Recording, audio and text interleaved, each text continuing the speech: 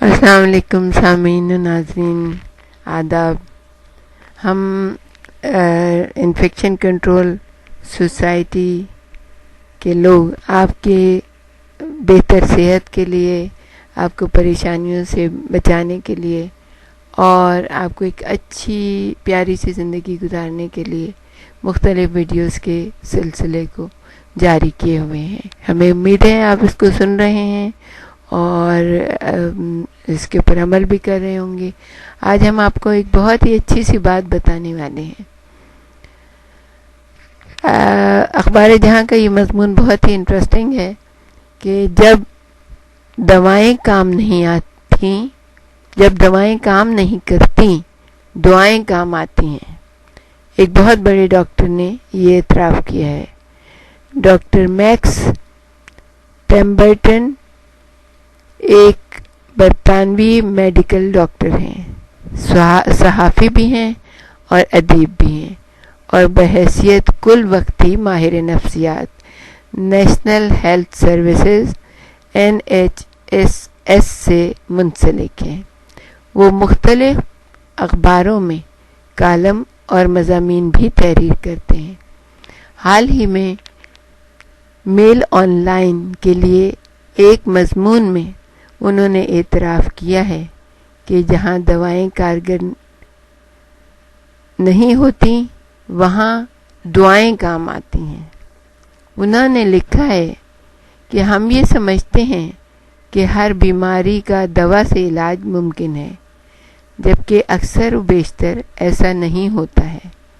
بعض حالات ایسے ہوتے ہیں کہ آپریشن، اسکیننگ، بلڈ ٹیسٹ، دوائیں سب مریضوں کے لیے بیکار ہو جاتی ہیں۔ جو لوگ ڈیمنشیا میں مبتلا ہوتے ہیں یا کوئی ایسی مہلک بیماری انہیں لاحق ہوتی ہے جس سے شفا یابی ممکن نہیں ہوتی، یا ایسا درد جھیل رہے ہوتے ہیں جس پر قابو نہیں پایا جا سکتا، یا انحطاط پذیر امراض میں مبتلا ہیں، تو یہ ایسی صورتیں ہیں جہاں ڈاکٹرز اکثر خود کو بے بس پاتے ہیں، جبکہ وہ مریضوں کے لیے کچھ کرنے کی پوزیشن میں نہیں ہوتے۔ ایسے حالات میں جبکہ میڈیکل سائنس کے پاس طبی مسائل کا کوئی حل موجود نہیں ہوتا، لوگوں کو کسی اور ذریعے سے تسلی اور تشفی ملتی ہے۔ سائنس کے شعبے نے اگرچہ بہت زیادہ ترقی کر لی ہے، اس کے باوجود میں طویل عرصے سے اس حیرت میں مبتلا ہوں کہ جہاں دوائیں ناکام ہو جاتی ہیں وہاں مذہب اس خلا کو کس طرح پر کر دیتا ہے۔ ڈاکٹر صاحب کہتے ہیں، میں اگرچہ خود کو بہت زیادہ مذہبی قرار نہیں دے سکتا، لیکن میں نے بہت سے ایسے مریضوں کو دیکھا ہے جن کی مشکل ترین گھڑی میں ایمان کی قوت سے ان کی زندگی کی ڈور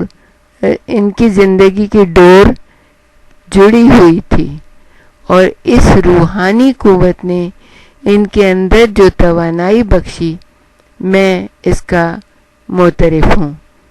اس لیے حالیہ ہفتے جب میں نے ایک جائزہ رپورٹ پڑھی، ڈاکٹر صاحب کہہ رہے ہیں کہ جب حالیہ ہفتے میں نے ایک جائزہ رپورٹ پڑھی جس میں یہ بتایا گیا تھا کہ مذہب ہمارے دماغ پر بہت گہرا اثر ڈالتا ہے، تو مجھے اس پر کوئی حیرت نہیں ہوئی تھی، بلکہ یہ رپورٹ مجھے بہت پرکشش محسوس ہوئی۔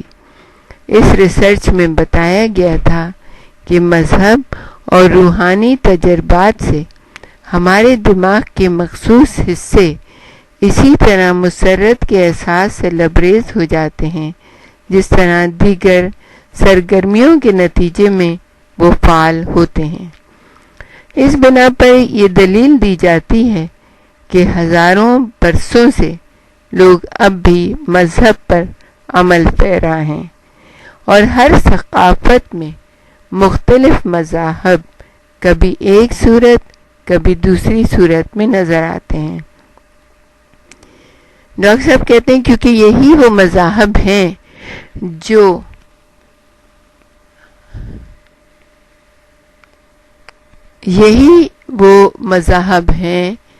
جو اعصابی سطح پر طمانینت اور تسلی کا گہرا احساس فراہم کرتے ہیں۔ رقص و سرور، ناو نوش سے ذہن کو جو سرور ملتا ہے وہ ایک علیحدہ چیز ہوگی۔ مذہب اس قسم کی وقتی طمانینت اور خوشی ہمیں فراہم نہیں کرتا۔ یہ ایسے وقت میں ہمیں امن و سکون اور اطمینان کی دولت سے نوازتا ہے کہ جب ایمان کی دولت سے نوازتا ہے جب ہمیں اس کی بہت زیادہ ضرورت ہوتی ہے اور ہم بہت زیادہ پریشان ہوتے ہیں۔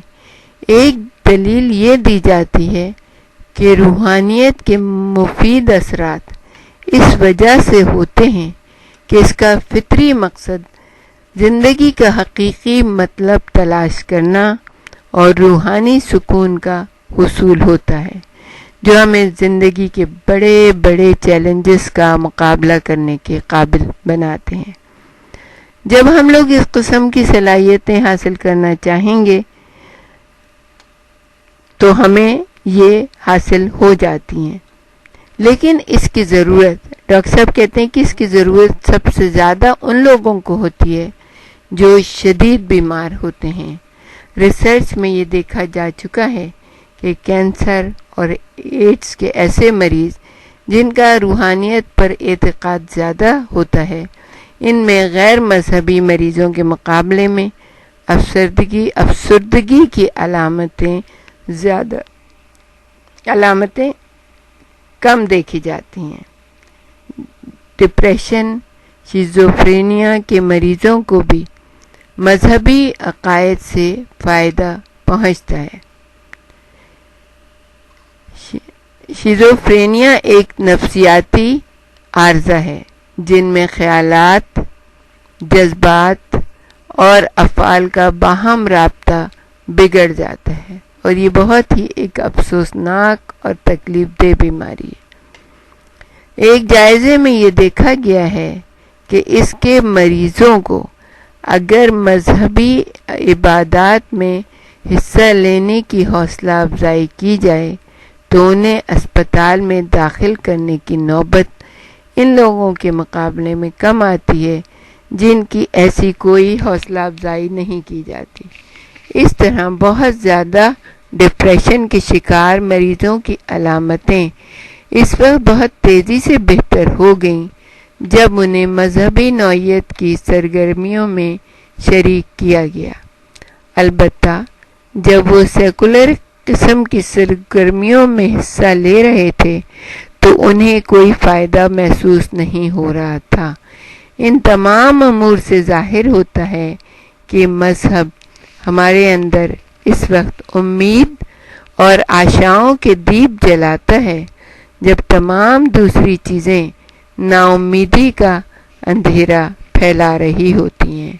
آپ ہمارے ساتھ ہی رہیے گا، اس کے بارے میں ہم آپ کو بہت کچھ بتانا چاہیں گے۔